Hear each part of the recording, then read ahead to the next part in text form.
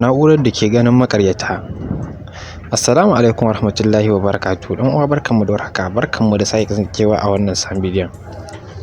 Wannan bidiyon zai yi muku bayani ne akan wata na'ura da ke kama maƙaryata. Duk wanda ya zo maka da wata magana ta ƙarya ko ta wani abu, to wannan na'urar za ta ɗaukan maka shi, ta gane maka shi, to an ƙara inganta ta. Kun ji cewa an saka mata wannan na'urar ne a kuncinta, kuma sannan an ce ta ɗan murmusa ta yi magana, kuma sannan daga nan za su gane shin ta iya ƙarya ko ba ta iya ƙarya ba. Sai ta ce mun motsa idanunki, sannan ki ƙifta kuma ki yi murmushi.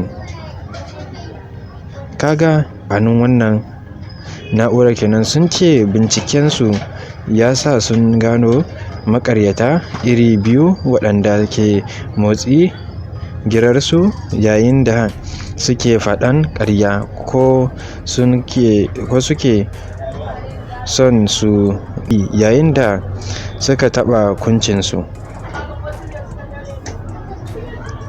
Wannan na'ura ce wacce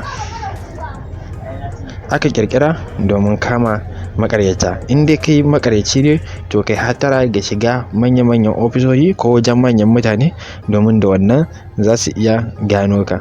Amma in ka iya taka ƙaryar ta ɓoye, to in kuma ka san hanyoyin da za ka magance domin a gane ba ƙarya yake ba, karkace dai da ƙaryar shi ne ya fi, da a ce za a kama ka yi ƙarya. Dan uwa, wannan shine ƙarshen bidiyon namu. Idan baka bani alamar subscribe ba, ka danna mana alamar subscribe, ka danna mana alamar ƙararrawa domin kasancewa da sauran shirye-shiryenmu da zarar mun ɗora. Sai mun haɗa bidiyo na gaba.